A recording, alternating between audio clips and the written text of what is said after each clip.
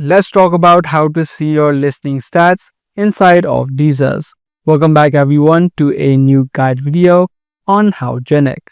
Now if you're trying to look at your top tracks or the songs that you listen to most, which is the stats of your Deezer account, you can easily find it inside of the favorite section on the bottom of the screen.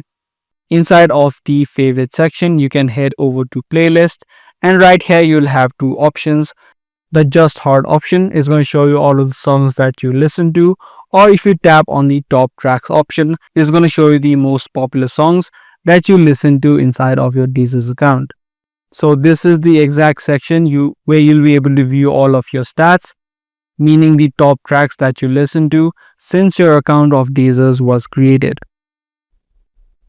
So that was a video about the way that you see your listening stats on Deezer. I do hope this guide video was helpful to you. If it was, be sure to subscribe, share, and also give this video a thumbs up. That's going to be all for today. I'll see you guys in the next one.